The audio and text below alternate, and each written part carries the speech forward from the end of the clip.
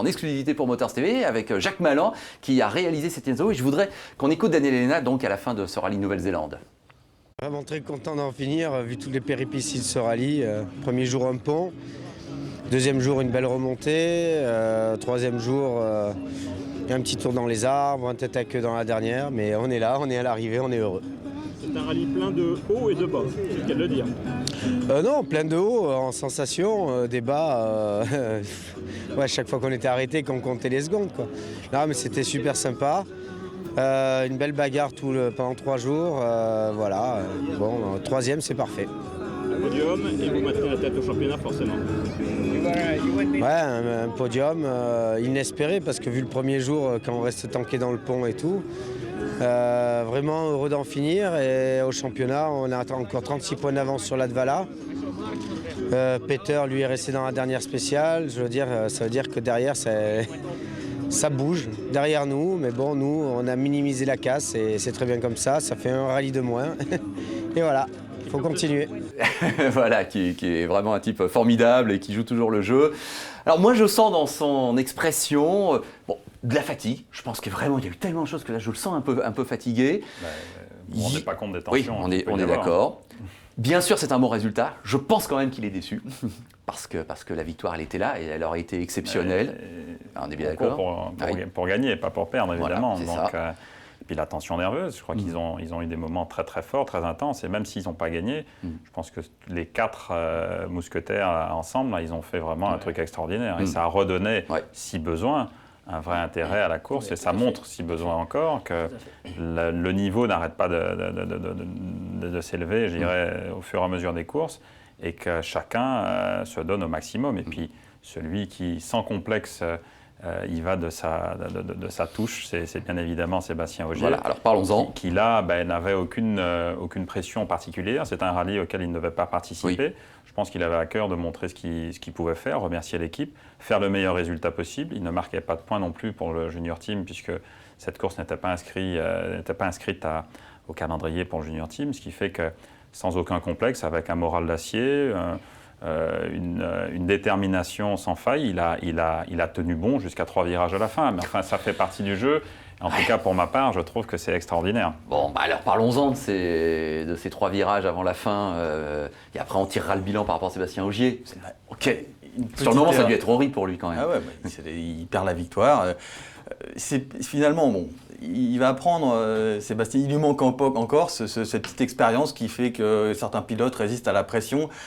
Voilà, il y a Sébastien Loeb au-dessus, lui il est encore, il faut qu'il gagne de l'expérience. Il y a pas, mais on a envie de le voir. Moi j'ai envie de le voir avec les mêmes armes comme Sébastien Loeb dans le team Citroën l'an prochain. Je crois que tout le monde, vous êtes tous pressés. Ouais, il faut laisser le temps, à mon sens. Maintenant, après je suis pas directeur sportif ni quoi que ce soit, mais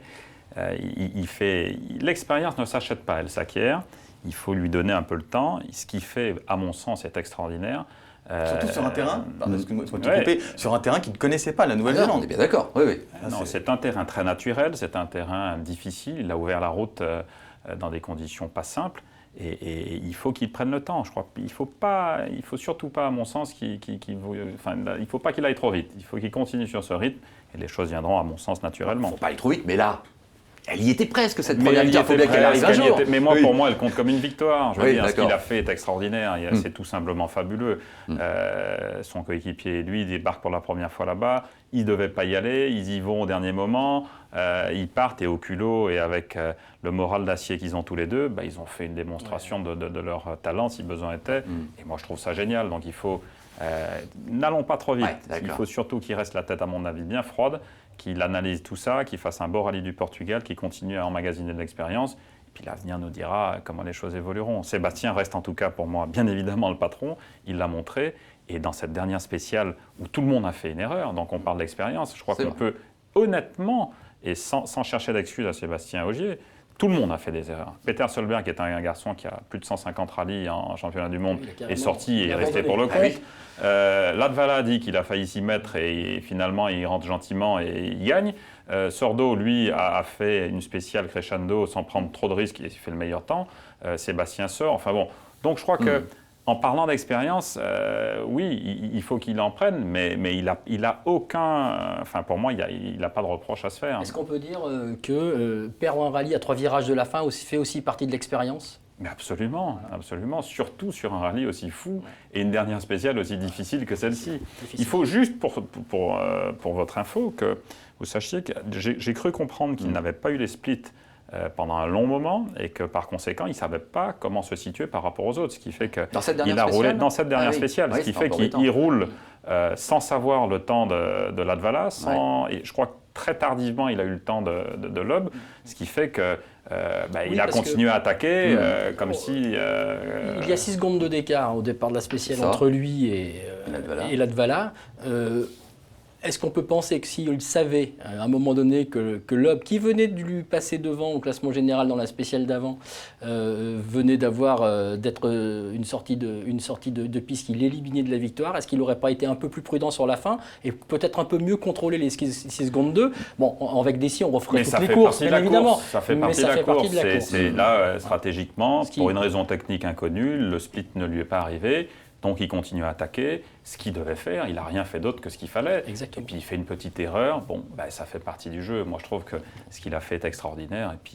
D'accord, ça va faire partie. Au final, 2 secondes 4, c'est le quatrième plus faible écart à l'arrivée d'une course. Donc dans les 4, il y en a 2 issus de Nouvelle-Zélande. C'est bien ça, le premier et le quatrième. Alors c'est vrai aussi qu'il a perdu un peu de temps dans les 4 spéciales de cette journée. Il faut juste rappeler aussi quand même qu'il a été aussi deuxième performeur du rallye derrière à Sébastien Loeb, 9 spéciales dont une ex-aequo avec Ogier. 0 pour Latvala. 0, mais oui. Voilà, on va y revenir. 6 spéciales de gagner pour lui. Que cette dernière étape, c'était une étape qui était connue par ses adversaires. Voilà, qui était connue par ses adversaires. Donc voilà. C'est un des rares moments où justement, il n'a pas non plus été sur un pied d'égalité, puisque les premières et deuxième étapes il y avait vraiment des spéciales nouvelles, alors qu'effectivement, Wanga Coast, Gilles, tu l'as dit tout à l'heure, c'est une spéciale que l'on a retrouvée après des années.